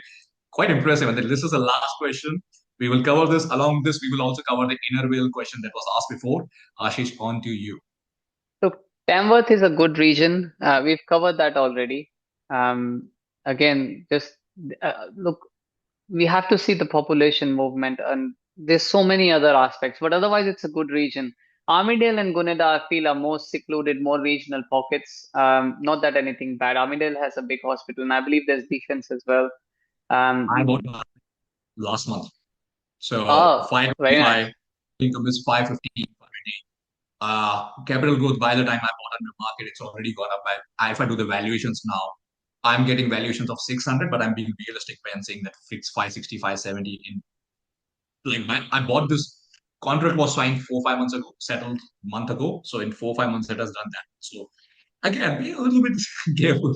It's a good location. I'm invested now, so I'll say that. Good. So look, maybe I'm not the right person to ask on Armidale.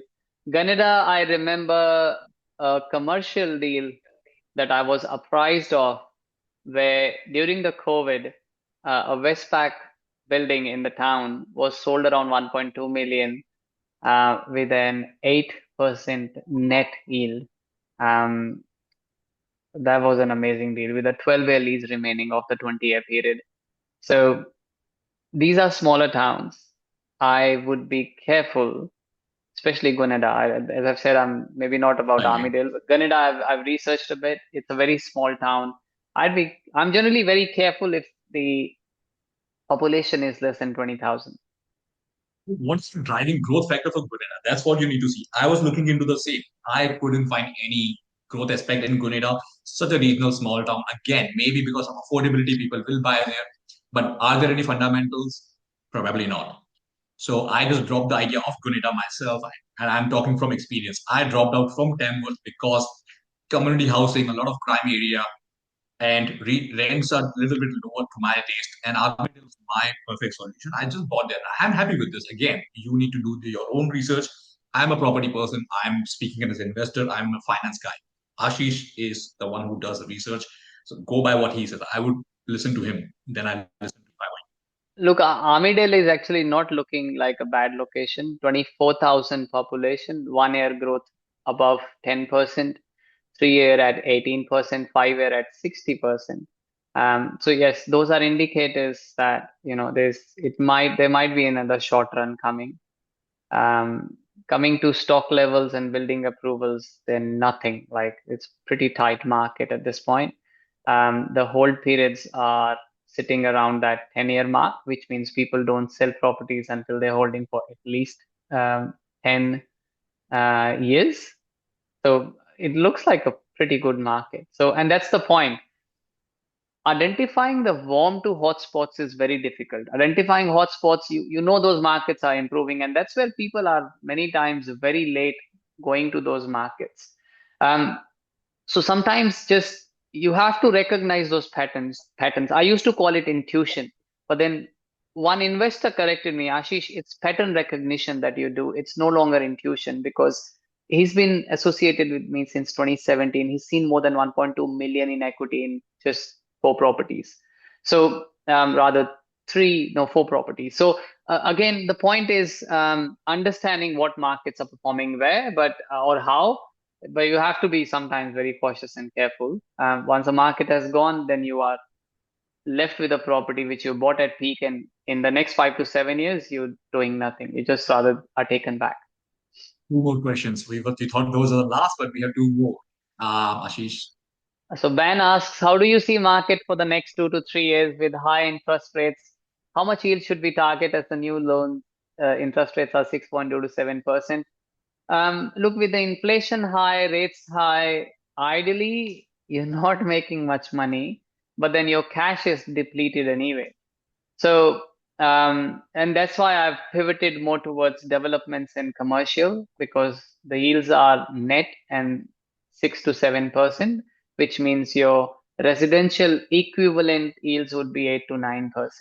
So how much should you target? I would say you target good markets that are poised for growth.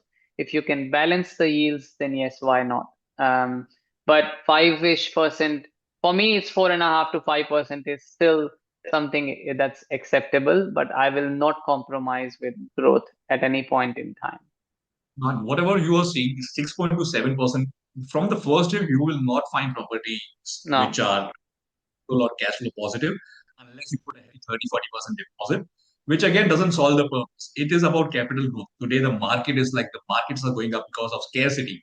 So chasing yields is probably not the right approach to this. And yield is going to be less today, but tomorrow prices are going up. So are the rents also going up as well. So in 2, 3, 4 years, you pay a little bit principal back. Your rents go up, rates may go down. That's when you start seeing a little bit neutrality in the cash flow, and your like property becomes neutral gear, not positive, maybe positive. But capital growth is what you will get. This 500, 600,000, which we are talking about today, next year will be 60,000 more, 50 by 60,000 more. 10% is very reasonable in these situations. A property worth 550, 500 can go to 600, 700 faster than a 700 property will go to $1 million, 800, 900. That's what we see because the affordability, that's why the demand is also good. So you can focus either on the yield and buy commercial where you may not get as good capital growth, or you can look into these high growth areas, which are going to be negatively geared for the first 2, 3 years, and then eventually it catches up to your investment. Right. All right. So last question. Last question. Sumit, Yay. yay. Which For software are now, you using where it shows all the details on a click of button? Yes, it's hashtag for infrastructure. I add hotspotting reports. Then we've got Stash. Actually, we did this in another webinar called How to Become Your Own Buyer's Agent. Rahul, if you remember. I've actually covered yes, step-by-step journey on how you can identify markets and how you can identify suburbs. Again, you go to either FinMatters or Auswide's YouTube channel and pick up from there. But yes, I'm using hashtag. It is on fingertips. We pay about, I think, $23,000 for a year for all softwares. Stash is another software where we can prepare due diligence reports in, I won't say click, but let's say in about 20 minutes. Then Cotality or RP data gives you the valuations and ownerships. We look at public housing from two sources, one Stash and second microburbs. And ownerships are again seen from Stash. So, and then floods are looked again at Stash and the council maps. Bushfire also verified from council maps and Stash. Previously, we had Archie Star. Archie Star costed us about, I think, $14,000 a year. But now it's been replaced with Stash. But that's just an extra tip. Awesome, Rahul, over we to you. covered everything. I think we covered everything. My food is on the way, and thank you for attending, everyone. We love the session. If you like the session as well, please let us know when we post in Facebook groups or our emails. Please reply to us. Let us know that we liked it or not, or if any feedback. We will be in touch shortly. You might get calls from our teams. You might just get emails. So please let us know. And if you need any loans, reach out to me. If Ashish is going to give a discount code as well. So good luck. Awesome. Thank you, everyone. Really appreciate you being on the webinar, and I'll see you on the next one. This time, we're going to showcase how you can make 75 to 80% returns on cash in about 2 to 3 years. So stay tuned for the next one as well.